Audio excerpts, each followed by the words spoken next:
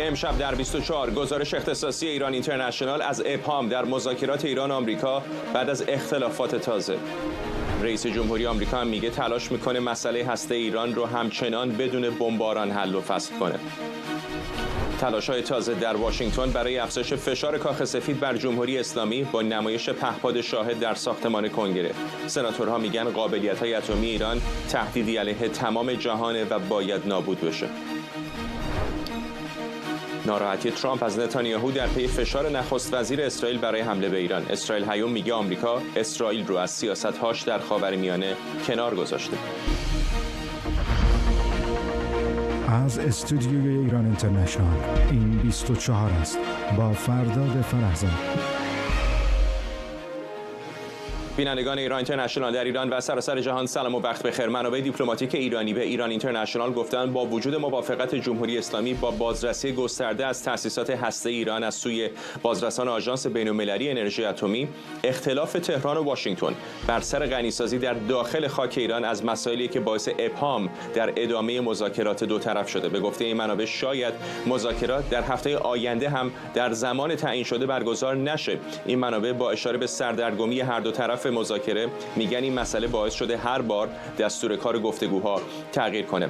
همزمان رئیس جمهوری آمریکا ساعتی پیش در کاخ سفید به خبرنگاران گفت در تلاش مسئله ایران رو بدون نیاز به بمباران حل کنه. دونالد ترامپ دیشب هم هشدار داد واشنگتن باید سانتریفیوژهای هسته ایران رو نابود کنه. به گفته او فقط دو گزینه پیش روی کاخ سفیده: نابودی تأسیسات هسته جمهوری اسلامی به صورت محترمانه یا با خشونت.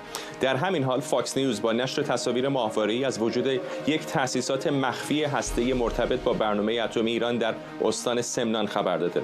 فاکس نیوز نوشته این سایت با نام رمز رنگین کمان برای استخراج تریتیوم، ماده کلیدی در ساخت سلاح‌های هسته‌ای استفاده میشه و بیش از یک دهه تحت پوشش یک شرکت شیمیایی فعالیت داشته.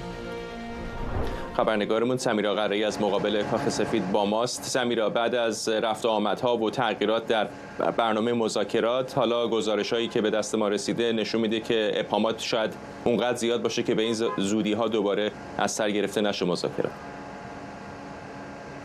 همینطوره. بر اساس گزارش اختصاصی ایران اینترنشنال نه تنها در رابطه با غنیسازی 0% یا 3.67% که پیشتر بارها راجع به صحبت شده بود، نه تنها بر سر اون اختلافاتی وجود داره، بلکه بر سر برنامه بالستیکی، موشک‌های بالستیکی جمهوری اسلامی و بر سر نیابتی‌ها هم طرف آمریکایی به مرور در جریان سه دور مذاکره‌ای که داشتن خواسته‌هایی رو مطرح کرده. بر اساس اون چیزی که منابع آگاه به ما گفتند، از هر دو طرف، یعنی هم ایران هم ایالات متحده، در جریان مذاکرات سردرگمی‌ها و آشفتگی‌های مشاهده شده. هر دو طرف در هر مذاکره‌ای که نشستن با یک چارچوب تازه وارد اون مذاکره شدن. این گونه نبوده که یک چارچوبی رو که انتخاب کردن مثلا در دور اول گفتگو در دور بعد هم بخوان همون رو داشته باشن، همون رو ادامه بدن. هر بار مسائل تازه‌ای مطرح شده، سردرگمی‌های وجود داشته. در اون بین ایالات متحده بحث نیابتی‌ها رو پیش کشیده، بحث موشک‌های بالستیک رو پیش کشیده. منابع آگاه به ما گفتن که در رابطه با نیابتی‌ها جمهوری اسلامی موافقت کرده که در منطقه این گروه‌های نیابتی رو که البته در این سال‌ها از 7 اکتبر 2023 تا الان بسیار ضعیف شدند، بخواد اینها رو مهار بکنه و گفته شده که از یمنی‌ها، از حوثی‌ها خواسته جمهوری اسلامی که یک مقدار تنش‌ها رو کاهش بدن که شاید بشه انعقاد آتش بس بین آمریکا و حوثی‌های یمن رو پیرو این مسائل بهش نگاه کرد. این مسائل مطرح شده، اما در نهایت بر سر غنیسازی مشکلات و اختلافات جدی و عدیده است. ایالات متحده بر اساس آنچه که منابع آگاه میگن مایل نیست که جمهوری اسلامی بتونه حق غنیسازی داشته باشه. در رابطه با این خبر اختصاصی ایران اینترنشنال من از وزارت خارجه جویا شدم که چه بخشایی رو تایید میکنن، چه چیز بیشتری میتونن اضافه بکنن به این گزارش‌های ما. جواب وزارت خارجه این بود که آقای ویتکاف، نماینده آقای ترامپ در امور خاورمیانه، مسئوله تا بره بحران هسته جمهوری اسلامی را از طریق دیپلماسی حل بکنه. راجع به نیابتی‌ها، راجع به برنامه موشک‌های بالستیک هیچ اظهار نظری در ملأ عام نخواهند کرد، به این خاطر که در جهت منافع ملیشون نیست که راجع به این مسائل بخوان در ملأ عام صحبت بکنند. گفتند که یکی از سخنگویان وزارت خارجه به ما گفته که بسیار وقت تنگه، باید مذاکرات با پیشرفت بسیار زیادی مواجه بشه، باید هر چه سریعتر همه چی راه بیفته و ایالات متحده انتظار داره که جمهوری اسلامی اراده بیشتری از خودش نشون بده، حسنیت بیشتری از خودش نشون بده. اینها جوابهایی است که وزارت خارجه به ما داده، ولی در مجموع راجع به اون غنیسازی که بسیار اینجا مسئله بود در یک ماه و نیم گذشته، شاید بشه گفت که تا حدودی با توجه به حرفای خود آقای ترامپ و با توجه به حرفای ونس معاون آقای ترامپ تا یه حدودی سیاست آمریکا در رابطه با غنیسازی داره روشن میشه. بر اساس صحبت‌هایی که آقای ونس دیروز کرده بود، اگرچه که جمهوری اسلامی اجازه داشتن نیروی هسته‌ای، توان هسته‌ای رو داره، ولی اجازه غنیسازی خودش مستقلاً در خاک خودش رو نداره، حتی در حد بسیار پایین، به این خاطر که اینها معتقد هستند که اگر این کشور بتونه در حد پایین هم غنیسازی بکنه، در آینده نزدیک هم میتونه تا 90% اگر اراده کنه غنیسازی بکنه. یعنی داشتن زیرساخت غنیسازی رو باید جمهوری اسلامی از دست بده. اگر از دست نده، با اراده خودش میتونه به غنیسازی 90% هم برسه. آقای ترامپ شب گذشته گفت که هنوز راجع به این غنیسازی تصمیم نهایی رو نگرفته و امروز هم گفت که ترجیح میده همه مسائل رو بتونه از طریق دیپلماسی حل بکنه، مجبور به بمباران تاسیسات هسته‌ای جمهوری اسلامی نشه. فردا ممنونم از تو سمیرا قرایی، خبرنگارمون از مقابل کاخ سفید در واشنگتن. جابر رجبی، تحلیلگر سیاسی، و شکریا برادوس، پژوهشگر امنیت بین‌الملل و سیاست خارجی از واشنگتن به ما پیوسته. خانم برادوس، هرچند اطلاعات خیلی قطره چکانی به رسانه‌ها درز میکنه، اما مشخصه که یکی از کلیدی ترین نقاط اختلاف همین بحث اصل غنیسازی در ایران هست. آیا فکر میکنید آمریکا این توان رو داره که جمهوری اسلامی رو متقاعد بکنه که کلاً غنیسازی رو کنار بذاره؟ به نظر من این آغاز اون بن‌بست‌هایی برای به نتیجه رسیدن این توافقات هست. حتی جمهوری اسلامی بر حسب اون گزارشاتی که هست و اون به نظر من اون خاصی که جمهوری اسلامی داشته که برای با ترامپ به یک مذاکرات، به توافقاتی برسه، این رو از سخنان عراقچی، از نوشته‌های عراقچی که حتی در بعضی از موارد خود لحن ترامپ رو استفاده میکنه، قول و وعده و وعیدهایی برای سرمایه‌گذاری اقتصادی در داخل ایران میده. اون آتش، اون خواستاری که جمهوری اسلامی، تملقی که در نوشته‌های عراقچی وجود داره، این رو بی پرده به ما میگه که چقدر جمهوری اسلامی میدونه وضعیت خطرناکی برای حفظ نظام و مجبوره که بیاد مذاکرات رو انجام بده و به توافقی برسه.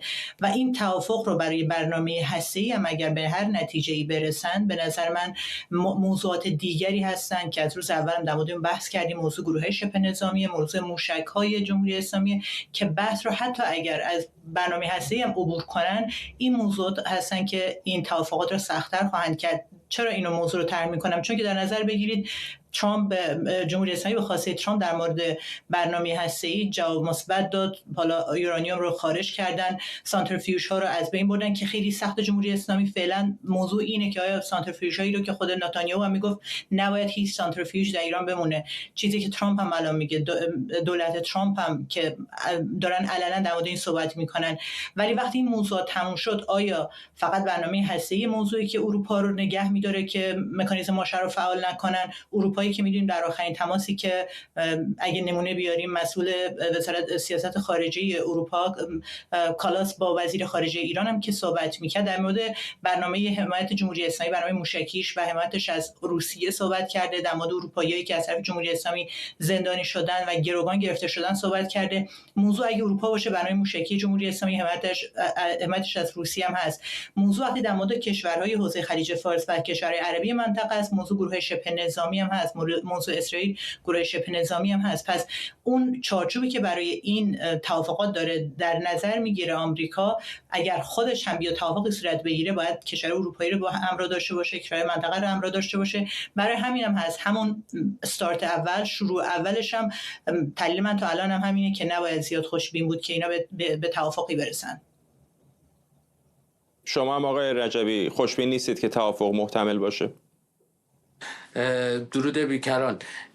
مانع ها زیاده، خیلی مانع وجود داره، اما مسئلهش اینه که جمهوری اسلامی خب توافق به نظرم نمیخواد، توافق میخواد ولی اون شکلی که برای خودش میخواد. بیشتر علی خامنه‌ای میخواد از مسیر لذت ببره.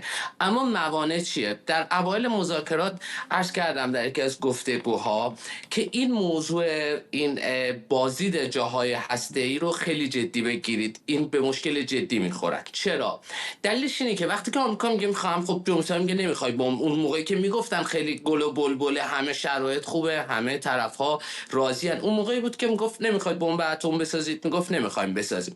خب میخوام بازرسی بکنن. جمهوری اسلامی فکر کنه اونا که میخوان بازرسی کنن مثلا کجا میرن فوردو، میرن جاهای اعلام شده، یا نه شاید یک جاهایی رو بلدن و برن جاهایی که میدونن. به نظرم چون جمهوری اسلامی نمیدونه که آمریکا چقدر میدونه، چقدر خبر داره از این برنامه ها، هنوز سر این موضوع با اینی که بازدیدها خیلی با هم حساسن، یعنی شاید سر این به مشکل میخورن. یه موضوع دیگه هم هست، موضوع اسرائیل. درسته در الان که داریم نگاه میکنیم این طرف آمریکاست که داره موضوع اسرائیل رو جدا میکنه از موضوع جمهوری اسلامی، اما به نظرم این میتونه با خود هماهنگی اسرائیل باشه. دلیلش چیه؟ دلیلش به اینه که جمهوری اسلامی وقتی که مثلا یک برگیای بازیش چی بود، اینی که همیشه بخواد پای همه رو بکشه وسط، درگیری همه با هم درگیرش، میگه آقا منطقه جنگ بزرگ میشه، جنگ همه جانبه میشه. وقتی که آمریکا میاد میگوید که خب نه من اسرائیل رو میذارم کنار، ما با هم صحبت میکنیم، اون موقع دست اسرائیل باز میشه. جمهوری اسرائیل نشون داده که خیلی به قول معروف اونجا دست و پاش بازه، خیلی میتونه خیلی از کارها اونجا انجام بده. این یک برگی فشاره برای جمهوری اسلامی. الان تو این مرحله جمهوری اسلامی فکر کنه این براش خوبه که اسرائیل رو آمریکا کنار گذاشته معادلش رو، اما در حقیقت این رو جلوشو میگیره. مسئله بعدیش هم اینه که آیا واقعا جمهوری اسلامی خودش با خودش نشانه ای رو داره نشون میده که میخواهد تغییر بکنه؟ نه، وجود نداره. وقتی که بقای اون رو میبینید همه چیزهایی که میگه همونه، یعنی میخواهد که وقت بگیره و از اونجایی که خیلی ترامپ شخصیت و اون مجموعه‌ای که وجود دارن بسیار نتیجه گرا هستن، این نتیجه پیش نمیاد. نتیجه چیه؟ نتیجه موضوع فقط سلاح هسته‌ای نیست، اینه که شرایط نرمال در منطقه به وجود بیاد، شرایط پیچیده از این پیچیدگی منطقه به وجود بیرون بیاد. فکر میکنم جمهوری اسلامی تو همین مرحله اول هسته‌ای نشون داده که نه، خیلی اون توافق حاصل نمیشه، چون چیزی که طرف مقابل میخواد همه چیز در مقابل همه چیزه، اما جمهوری اسلامی همونجوری که عرض کردم فقط میخواد از مسیر لذت ببره و مذاکره رو برای مذاکره میخواد. خانم برادوس، این سایت جدید هسته که فاکس نیوز گزارش داده در سمنان هست، اگر واقعا جزئیاتش در بیاد و درست باشه، چقدر فکر میکنید میتونه مذاکرات رو پیچیده کنه؟ پیچیده‌تر خواهد کرد. فقط اجازه بدم در جواب آقای جباری بگم که به نظر من نه، جمهوری اسلامی نمیخواد از مسیر لذت ببره. ببخشید شرمنده به خاطر اسم فراموش کردم، نمیخواد لذت ببره از مسیر، میخواد به توافقی برسه. این سخنان خود خامنه‌ای، توافقی که به تشبیهش کرد به صلح یا امام حسن، یعنی میخواد موقت باشه، میخواد برای یه مدت کوتاه هم که شده تا ترامپ در قدرت هست این صلح این توافق رو داشته باشه که بتونه نجات بده نظامش. برای همین به نظر من چقدر مسیر طولانی تر میشه برای جمهوری اسلامی خطرناکتر میشه، مخصوصا این که الان خب تا اکتبر برای برگشتن فشارهای تحریمات فشارهای ماشم اسنپبک ما وقت نداریم که مثلا بگیم خب این مدتی که بدون هیچ محدودیت زمانی جمهوری اسلامی میتونه وقت بخره و بازی کنه مثل موضوع برجام، که احتمال برگشتن به نظر من فعال شدن مکانیزم ماشه خیلی زیاد هست، بیشتر از اینه که بگیم توافقات یا حتی نکات مشترکی در این مذاکرات بین آمریکا و جمهوری اسلامی ما در آینده نزدیک خواهیم دید. به نظر من در آینده نزدیک همون اسنپبک و فعال شدنش رو خواهیم دید. برای همین هم هست من مخالفم که جمهوری اسلامی بخواد فقط ادامه بده این مذاکرات رو. برای همین هم هست تمام تلاشش اینه که هر جوری شده یک توافقی با ترامپی انجام بده که فکر میکنه حالا که ترامپ این منتالیتی رو یا این عقلیت رو داره که فکر میکنه هرچی اون بگه رو میز باید اجرا بشه، میتونه اون توافق موقت رو داشته باشه در مقابل اروپایی‌ها و منطقه‌ای که در موردش صحبت کردم. ولی خب چیزی که واقعیتی که در عرصه سیاست بین‌الملل هست به ما میگه ترامپ نمیتونه همه موضوعات رو دیکته کنه و در مورد حوثی‌ها هم همینطوره. مثلا موافقم با مهمانتان که در مورد حوثی‌ها، چون که به نظر من جمهوری اسلامی سعی میکنه همیشه پای آمریکا رو در منطقه یک جایی گیر بکنه که نتونه به سراغ جمهوری اسلامی بره. موضوع حوثی‌ها هم همین جوریه، چون که تا موقعی که آمریکا با حوثی‌ها در درگیر بود. تا موقعی که حوثی‌ها مرکز حملات هوایی آمریکا بودن، خب توجه یا قدرت نظامی که بخواد برگرده به تمرکز کنه روی جمهوری اسلامی رو خب کمتر می‌کنه، نمیگم ضعیف می‌کنه ولی کمتر می‌کرد. ولی وقتی که چنین چیزی بین حوثی‌ها، حالا اون آتش بس خیلی شکننده هم هست که خودم می‌دونیم حوثی‌ها میگن پایبند نخواهند بود، ولی برای حال حاضر این تمرکز رو قدرت نظامی و تمرکز نظامی آمریکا رو برمیگردونه روی ایران. برای همین من موافقم که در این مورد با اسرائیل هماهنگی‌های باید شده باشه و این به نفع اون سیاستی که نتانیاهو میخواد. در مورد سوال شما، این گزارشاتی که وجود داره، چون که این مرکز در سمنان هست و نشون میده که مواد شیمیایی که هست برای ساخت بمب اتمیه، که این اطلاعات رو مجاهدین خلق به فاکس نیوز دادن، چیزی که فاکس میگه، این نشون میده موضوع توافق رو سخت‌تر خواهد کرد و این خلاف چیزیه که جمهوری اسلامی مقاماتش همیشه برای ماها که آشناست، برای مقامات خارجی آمریکایی یا برای تحلیلگران خارج از ایران، برای اونا شاید باور کردنش خورده با تأمل باشه، چون که جمهوری اسلامی همیشه گفته ما دنبال برنامه هسته‌ای با صلح، برنامه هسته‌ای برای ساخت بمب اتم نیستیم، این خلاف دین و فتوا و چیزی که ادعا کردن. ولی به دست آوردن چنین اطلاعاتی، چنین مرکزی که نشون میده نخیر به دنبال ساخت چنین بمبی هستن، واقعیتیه که ما همیشه گفتیم جمهوری اسلامی نیت ساختن بمب اتم رو داره، بیشتر روش تاکید میکنه و بیشتر فشارها رو بر روی جمهوری اسلامی در این مذاکرات و آشکارا شدن نیت جمهوری اسلامی از این برنامه هسته‌ایش رو به نظر بیشتر میکنه و چیزی که همیشه مارکو روبیو یا حتی ونس گفتن کدوم کشوری اگه برنامه هسته‌ای رو برای صلح میخواد بیاد در این درجه یورانیوم رو انریچ کنه یا یورانیوم رو ذخیره کنه. آقای رجبی، در هر مذاکرات دیپلماتیکی بالاخره دو طرف یک سری ابزارهای چانه‌زنی دارن. طرف ایرانی واقعا به جز تهدیدات امنیتی، گروه‌های نیابتیش یا اقدامات غیر متقارن در منطقه چه ابزاری داره؟ یعنی به نظر نمیرسه نه اون توان نظامی بسیار بالایی داشته باشه، نه ابزار اقتصادی در دست داشته باشه. با چه چیزی وارد میز مذاکره میشن؟ یه نکته بگم. خب اولا من جابر رجبی هستم، هم شما هم گفتید، یه بار دیگه میگم. اما در مورد این موضوع من میگویم که توافق نمیخواد، به دلیلش به اینه که او سلاح هسته‌ای میخواد.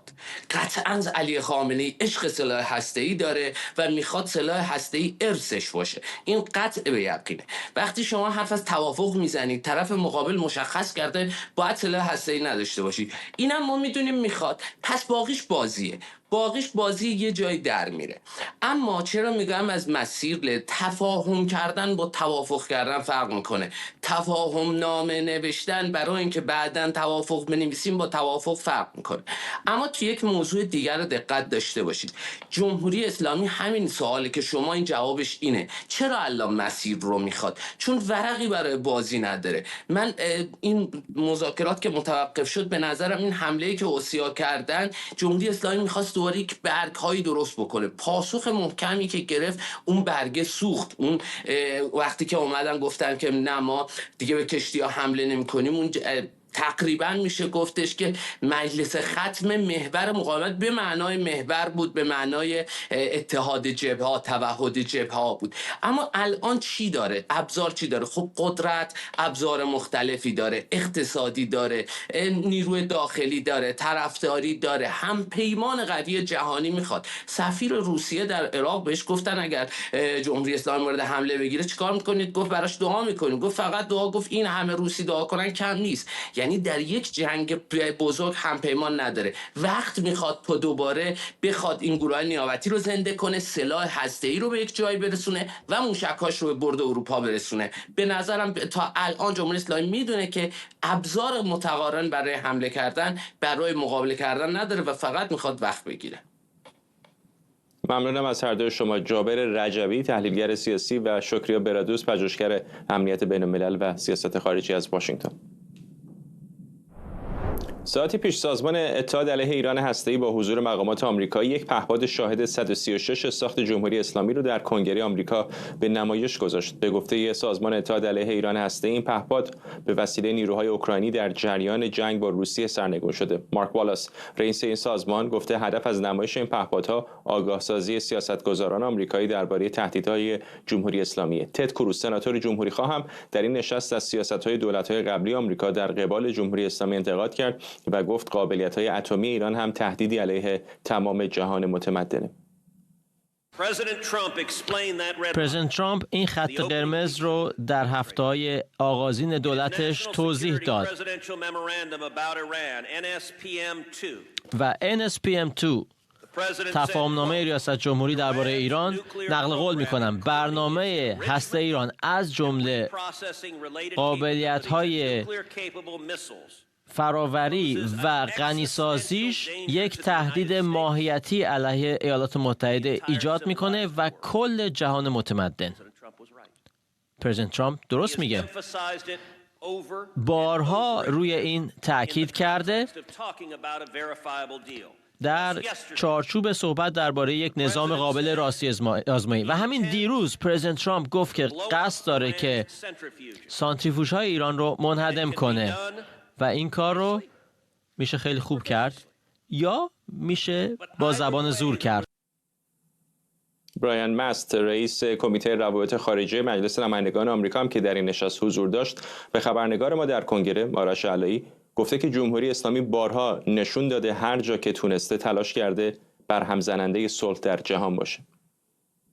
I don't think there's any reason to think that the Ayatollah has a desire to change sending. فکر نمی کنم دلیلی وجود داشته باشه که خیال کنیم آیت الله تمایلی به تغییر سیستم ارسال تسلیحات به اروپا، به حوثی‌ها، به حماس، حزب الله یا هر کسی که بخواد حمله کنه و بهش آسیب بزنه داشته باشه.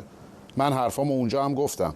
آدما از هر گروهی با هر دین و پیشه‌ای که دارن علیه ایران متحد هستن. چون اینو دریافتن که ایران به اونها هم حمله خواهد کرد.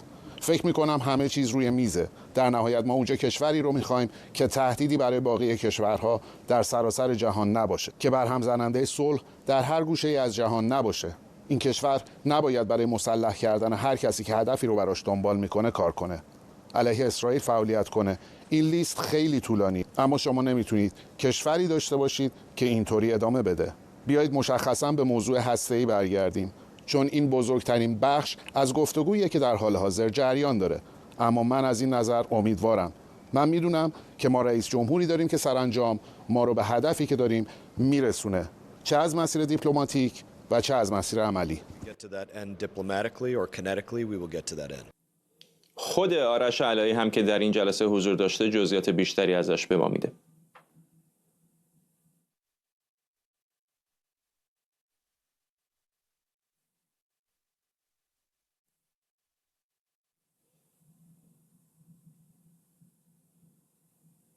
عذرخواهی میکنم همونطور که متوجه شدید صدای این گزارش متاسفانه مشکل فنی داره. اگر بتونیم در ادامه پخش خواهیم کرد. خسرو اصفهانی پژوهشگر مسائل ایران از واشنگتن دی سی با ماست. آقای اصفهانی، اقدامات این چنینی مثل نمایش این پهپاد شاهد 136 که چندین بار در جاهای دیگری هم در واشنگتن دی سی همین بنیاد نشان داده، چقدر فکر میکنید که میتونه تاثیر بذاره در این روند مذاکرات فعلی ایران آمریکا؟ سلام فرزاد جان، ممنون که از من دعوت کردین. مسئله در مورد نمایش این پهپاد توی کنگره اینه که جمهوری اسلامی فارغ التحصیلای مکتب ظریف و دریوزه هاشون توی غرب توی این مدت تمام تلاششون رو کردن که به جهان بقبولونن که جمهوری اسلامی خواهان صلح پایدار در منطقه است، خواهان قراردادیه که مانع رسیدن جمهوری اسلامی به سلاح هسته‌ای میشه. نمایش این پهپاد یک یادآوری برای سیاستگزاران آمریکایی که جمهوری اسلامی نه تنها در تمام این سالها یک برنامه هسته‌ای فعال داشته که حکومت رو به صورت مستمر در آستانه ساخت سلاح هسته‌ای نگه داشته، سلاح‌هایی تولید کرده که در سراسر جهان جان هزاران نفر رو گرفته. پهپاد شاهد 136 که امروز در کنگره آمریکا به نمایش گذاشته شد، در سودان، در اوکراین، در یمن، در سراسر جهان داره توسط پراکسی های جمهوری اسلامی استفاده میشه برای هدف قرار دادن نه تنها فقط اهداف نظامی، بلکه برای هدف قرار دادن غیر نظامیان. پهپاد شاهد 136 تبدیل شده به کابوسی برای مردم غیر نظامی اوکراین. وقتی با اینها صحبت میکنین شما تک تکشون از صدای وزوز این پهپاد در آسمان اوکراین به شما خواهند گفت که کابوسیه برای زنان و کودکان بیپناه اون مملکت. یکی از پیام‌های این ایونت، این نمایش در کنگره، نشون دادن این چهره راستین جمهوری اسلامی بود. ولی چقدر به نظرتون روی زمین تاثیر میذاره رو مذاکرات؟ چون آن چیزی که الان داریم میشنویم، هرچند حرف برنامه مثلا موشکی جمهوری اسلامی هم مطرح شده بود، ولی به نظر میرسه که گره اصلی کار همچنان مثلا سر موضوع غنیسازی هست تا فعالیت‌های دیگر جمهوری اسلامی مثل فروش پهپاد به روسیه در جنگ اوکراین یا استفاده از موشک‌های دوربرد. ببینید، مسئله در مورد جمهوری اسلامی اینه که شما باید جمهوری اسلامی رو در کانتکست دکترین نظامی این حکومت ببینید. این دکترین 3 محور داشته همیشه. برنامه هسته‌ای فقط یکی از این محورها بوده، ولی تصور کنید که حتی گیرم توافق بدی مانند برجام امضا بشه با جمهوری اسلامی و به این حکومت اجازه داده بشه که غنی‌سازیش رو ادامه بده. این پهپادها میتونن مجهز بشن به مواد اورانیوم غنی شده. تصور کنید اون وقت چه بحرانی رو میتونن این پهپادها در سطح اروپا ایجاد کنن. تفکیک مسائل، تفکیک این 3 محوری که جمهوری اسلامی از نظر دکترین امنیتی برای خودش ساخته، برنامه هسته‌ای، برنامه موشکی و پهپادی و پراکسیاش در سطح منطقه، این از اساس یک خطای بزرگ استراتژیک برای دولت آمریکا خواهد بود و گروه‌های مختلف من جمله گروه‌های مخالف جمهوری اسلامی از ایرانیان که در خارج از ایران زندگی میکنن تمام تلاششون رو دارن میکنن که این پیام رو به دولت آمریکا برسونن که تفکیک این 3 محور، این 3 تهدید اساسی علیه بشریت، نه فقط مردم ایران، نه فقط همسایگان ایران، یک اشتباه تاریخی خواهد بود. ممنونم از شما. خسرو اصفهانی، پژوهشگر مسائل ایران از واشنگتن دی سی با ما. نیوزویک گزارش داده آمریکا همزمان با تهدیدهای ترامپ به حمله به ایران در صورت شکست مذاکرات 2 بمب افکن راهبردی دیگر رو در پایگاه آمریکا در اقیانوس هند مستقر کرده.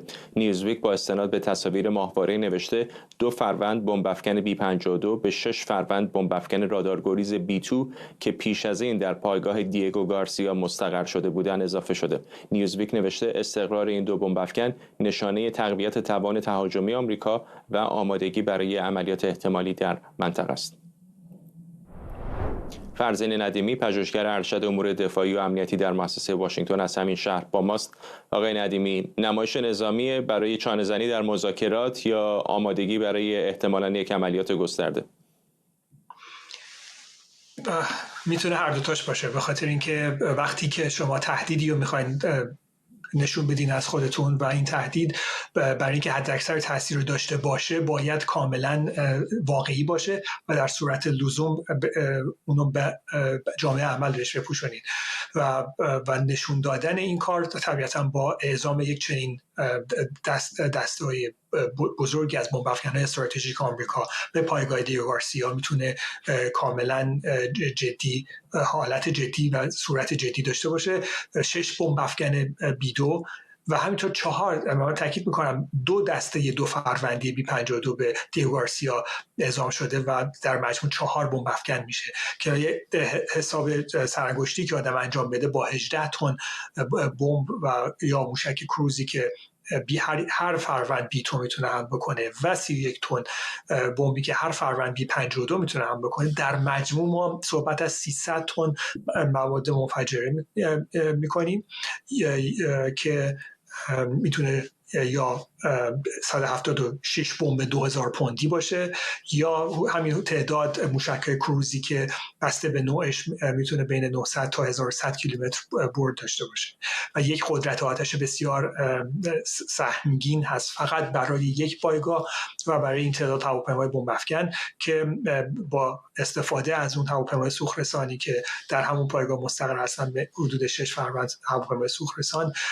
بتونن خودشون رو به مسافتی از مرز ایران برسونن و این بمب افکن‌های بی-52 موشک‌های کروز خودشون شلیک بکنن و بمب افکن‌های بی-2 هم به عمق آسمان ایران نفوذ بکنن. این اون تصویری هست که پنتاگون میخواد نشون بده از این توانایی که داره که هر زمانی که رئیس جمهور آمریکا اراده بکنه از اون استفاده بکنه. ولی خب حالا اینکه واقعا از این توان استفاده بشه اون یه بحث دیگه‌ای هست، ولی پیامو میخواد به خوبی به ایران برسونه که ما این توانایی برای اولین بار در تاریخ در یک نقطه به وجود آوردیم و در نتیجه بسیار جدی هستیم در تهدید خودمون.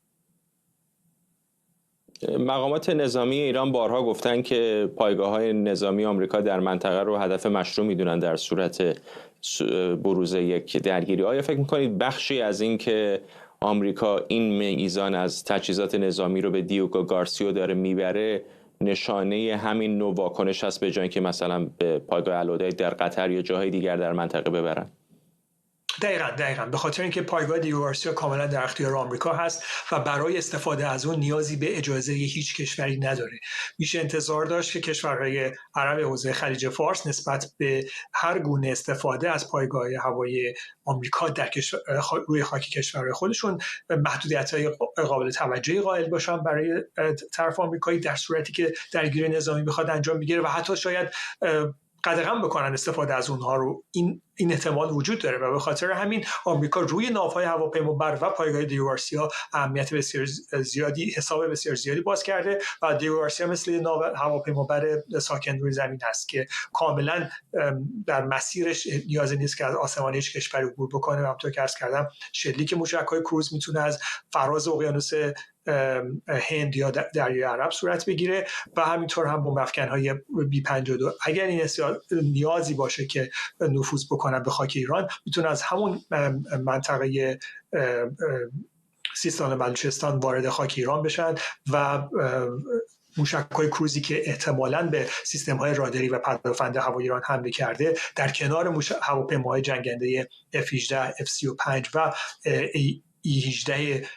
E-18 آمریکایی که مخصوص جنگ الکترونیک هست یک کوریدور امنی به وجود میارن که هواپیماهای بمب افکن بی-2 بتونن نفوذ بکنن و اهداف خودشون رو در عمق خاک ایران مورد حمله قرار بدن که خب طبیعتا میدونیم که هدفهایی که بی-2 قرار هست در چنین حمله مورد اصابت قرار بده در درجه اول تأسیسات هسته‌ای ایران هست و تأسیسات مستحکم هسته‌ای و ممکنه یک سری از پایگاه موشکی مستحکم ایران هم باشه.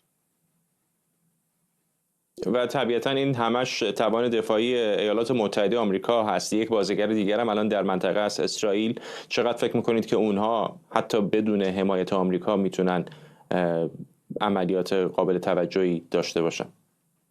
بله، این توان تهاجمی آمریکا هستش صرفاً با استفاده از پایگاه دیوگو گارسیا. همونطور که عرض کردم 2 تا ناو هواپیمابر آمریکایی هم در منطقه هستش که هر کدوم از اونها حدود 60 هواپیمای جنگنده آماده به خدمت دارن. نیروی هوایی اسرائیل هم به جای خود حدود 250 هواپیمای بمب افکن داره که هر کدوم که میتونن به عمق خاک ایران نفوذ بکنن. تعداد جنگنده‌های اسرائیلی بیشتر هست ولی دست کم این تعدادی هست که میتونه در هر زمان علیه ایران مورد استفاده قرار بگیره. در مجموع خب با توجه به اضافه کردن هواپیمای جنگنده دیگر آمریکا در منطقه در مجموع میتونن با همکاری یکدیگه توان تهاجمی بسیار قابل توجهی داشته باشن. تاکید میکنم با همکاری هم. سپاسگزارم. فرزین ندیمی، پژوهشگر ارشد امور دفاعی و امنیتی در مؤسسه واشنگتن. نشریه اسرائیل هیوم نوشته منابع نزدیک به دونالد ترامپ رئیس جمهوری آمریکا از تیرگی روابطش با بنیامین نتانیاهو نخست وزیر اسرائیل و ناامیدی متقابل این دو خبر دادند. به نوشته اسرائیل هیوم، ترامپ از فشار نتانیاهو بر مایک والتز مشاور امنیت ملی پیشین برای اقدام نظامی علیه ایران ناراضیه. آقای ترامپ همینطور از تعلل نتانیاهو در تصمیم گیری های مرتبط با عادی سازی روابط با عربستان سعودی هم خشمگینه و تصمیم گرفته بدون مشارکت اسرائیل ابتکارات منطقه‌ای رو پیش ببره. منابع به اسرائیل هیوم گفتن اسرائیل از مذاکرات آتش‌بس با حوثی‌ها کنار گذاشته شده. اسرائیل کاتس وزیر دفاع اسرائیل هشدار داده هر کشوری که به اسرائیل آسیب برسونه با پاسخ شدید مواجه خواهد شد. وزیر دفاع اسرائیل در پستی در شبکه اجتماعی اکس خطاب به ایران و گروه حوثی‌ها نوشته عصر نیابتی‌ها پایان یافته و محور شرارت به گفته او فرو پاشیده. آقای کاتس با اشاره به حملات اسرائیل به حماس، حزب الله، حوثی‌ها و دولت پیشین سوریه تهدید کرده در صورت ادامه حملات حوثی‌ها تهران هم هدف قرار خواهد گرفت. میر جاودانفر تحلیلگر مسائل اسرائیل از تل آویو با ماست. آقای جاودانفر، در ظاهر در سطح به نظر روابط آقای نتانیاهو و رئیس جمهوری ترامپ خیلی حسن است و هر دفعه هم همدیگر رو می‌بینن خوشوبش میکنن و لبخند میزنن، ولی آن چیزی که در رسانه ها داره درز میکنه که بعضی از اون هم دلایل و مدارکی داره که قابل باورش میکنه، به نظر میرسه که در پشت خیلی اختلافات عمیق و شدید هست. داره اختلافات به وجود میاد و اختلافاتی هم که وجود داشتن دارن عمیق‌تر میشن. بایستی بگم که در اسرائیل واقعا برای ما ناخرسند هستش که آقای ترامپ داره میاد به خاورمیانه، داره میره قطر، داره میره عربستان، داره میره امارات متحده، ولی به اسرائیل نمیاد. من یادمه که آقای اوباما بعد از اینکه انتخاب شد در سال 2008 اگر اشتباه نکنم، ایشون اومد خاورمیانه، رفت در مصر صحبت کرد، در عربستان اگه اشتباه نکنم، ولی اسرائیل نیامد و اون وقت خیلی دولت آقای نتانیاهو نگرانی و ناخرسند بود به شدت. ولی گفتن خب اونا دموکراتان، ازشون چی انتظار دارید؟ ولی آقای ترامپ که واقعا برای آقای نتانیاهو یک همپیمان بسیار مهم و حتی حیاتی هستش در آمریکا، داره میاد در این منطقه به اسرائیل نمیاد، واقعا یک علامت خوبی نیستش برای روابط آقای ترامپ و آقای نتانیاهو. به نظر میاد که کلا میخوام بگم در حال حاضر روابطشون خوبه در ظاهر و روابط پشت پرده هم خوبه، ولی اختلافات بزرگی واقعا داره به وجود میاد که کم کم میتونه در آینده باعث تشدید اختلافات بشه، به خصوص در مورد مسئله حوثی‌ها. آقای ترامپ واقعا اینکه به یک توافق رسید با حوثی‌ها که آتش‌بس بشه بین آمریکا و حوثی‌ها، ولی اسرائیل شامل این آتش‌بس نیست، واقعا این نشون میده که آقای ترامپ داره از بعضی از سیاست‌های آقای نتانیاهو دیگه واقعا داره خسته میشه و این دیدگاه داره به وجود میاد در آمریکا که آقای نتانیاهو به دنبال جنگ همیشگی هستش، جنگ دائمی هستش و میخواد فقط متوسل بشه به گزینه نظامی و این فرق میکنه با اولویت‌های آقای ترامپ که واقعا میخواد در منطقه ثبات به وجود بیاد، توافق‌ها به وجود بیاد در منطقه، برای اینکه آقای ترامپ بتونه تمرکزش رو از خاورمیانه منتقل بکنه به چین. چه چیزی به نظرتون الان اختلاف کلیدی آقای نتانیاهو و ترامپ هست و چطور آقای نتانیاهو که بالاخره تجربه طولانی در سیاست ورزی داره میتونه مانور بده در این بازی؟ مهمترین نقطه اختلاف بینشون مسئله ایرانه. آقای نتانیاهو دیدگاهش این است که آمریکا در مذاکرات بایستی تمام برنامه اتمی ایران رو تقاضا بکنه که متلاشی بشه و در این حال اگر ایران قبول نکرد بایستی آمریکا فوراً متوسل بشه به گزینه نظامی. و به نظر میاد که آقای ترامپ در حال حاضر هنوز نیستش، میخواد سعی بکنه که ببینه به یک توافق با ایران میرسه، بیشتر وقت میخواد وقت لازم داره، یه خود سرعت مذاکرات و به اون اندازه نیستش که آقای نتانیاهو میخواد. آقای نتانیاهو میخواد که هر چه زودتر ایران جواب بده که آیا برنامه اتمیش رو متلاشی خواهد کرد یا نه، و وقتی گفت نه بسی آمریکا حاضر بشه برای متوسل شدن به گزینه نظامی.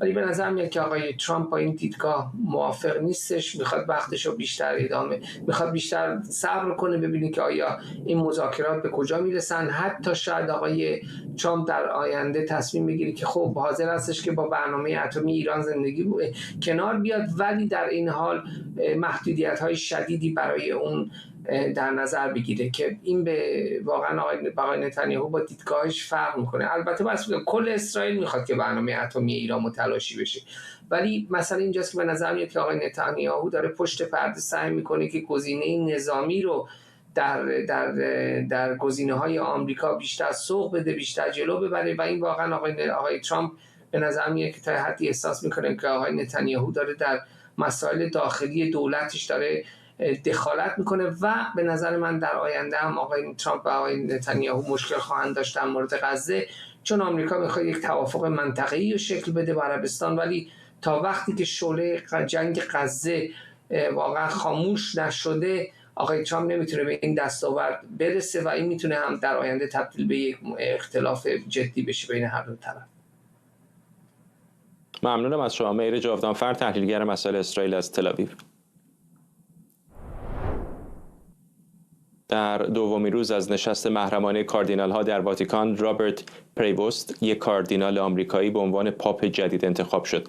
آقای پریوست با نام پاپ لئو 14 برای خودش این نام رو برگزیده و با این انتخاب کاردینال‌ها او اولین آمریکاییه که در کلیسای واتیکان به این سمت میرسه. گفته میشه حدود 130 کاردینال زیر 80 سال روند رسمی، آیینی و کاملا محرمانه انتخاب پاپ جدید رو بر عهده داشتن.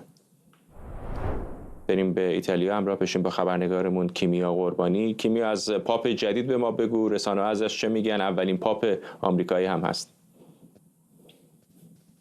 فرداد بله، پاپ رابرت پریوست که حالا دیگه پاپ لئو 14 شناخته میشه، اولین پاپ آمریکایی در تاریخ کلیسای واتیکان به حساب میاد. در زمانی که خب در واقع مجمع کاردینال ها شروع شده بود در کنفرانس های عمومی و اینها، او رو بهش گزینه سازش میگفتن، یعنی فردی که معتقد بودن میتونه جناح‌های مختلف رو با نگاه‌های متضاد حتی به هم وصل بکنه در شرایطی که خب کلیسا شاهد تغییرات بسیار زیادی هستش. در شیکاگو متولد شده ولی تابعیت پرو رو هم داره، بخش زیادی از فعالیت‌هاش در پرو بوده، ولی خب مهمترین مسیر حرفه‌ایش مربوط هستش به کشورش آمریکا. در سال 2023 بود که به مقام کاردینالی رسید توسط پاپ فرانسیس. البته قبل از اون سمت مهمی رو بهش داده بود که در واقع ریاست وزارتخانه اسقف‌ها رو هم بر عهده داشت که انتخاب اسقف‌ها در سراسر جهان بر عهده او بود. در رابطه با مواضع او میشه بگی که در واقع با نگاهی به محورهای اصلی پاپ فرانسیس تایید کرده همیشه، مثلا مبارزه با تغییرات اقلیمی یا توجه به مهاجران و پناهجویان و افراد در حاشیه.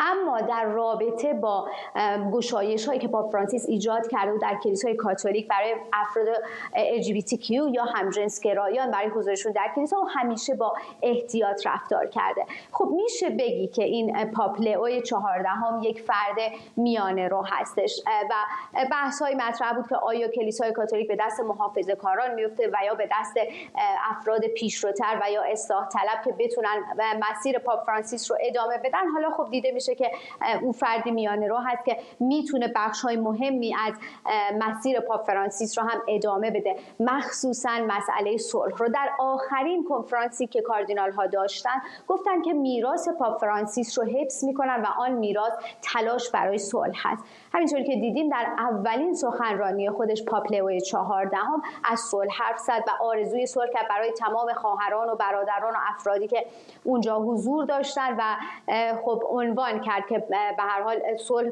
دستیابی به صلح براش مهم هستش، مثل پاپ فرانسیس که مدام تاکید داشت به آتش بس، چه در غزه چه در بین اوکراین و روسیه، و خب در تلاشش این بود که جهان در واقع به آرامش برسه. 24 ساعت طول کشید، یعنی حدود 4 بار رأی گیری کردن که خب 2 بار شاهد بیرون آمدن دود سیاه از دودکش کلیسای سیستین بودیم و دست آخر خب دود سفید بیرون داده شد و مشخص شد که به هر حال رهبر کلیسای کاتولیک 276مین رهبر کلیسا هستش این پاپ لئو 14. به هر حال تأثیر مهمی خواهد داشت. از این به بعد باید دید که چه خواهد کرد و دیدیم که خب به هر حال رئیس جمهور ایالات متحده آمریکا دونالد ترامپ هم بسیار خوشحال هست، گفته این افتخاری هستش که پاپ از کشور آمریکا میاد. و شاهد این رو اضافه بکنم، میدونم که وقت کمه، که محوطه شاهد حضور 15,000 نفر بودن که تشویق کردن مراسم با شکوهی برگزار شد. فرداد. ممنونم از تو کیمیا قربانی، خبرنگار ما از ایتالیا با ما. و اجازه بدید برنامه رو هم با تصاویر زنده از میدان سن پیتر یا سن پترو در واتیکان به پایان ببریم. ممنونم که بیننده 24 امشب بودید.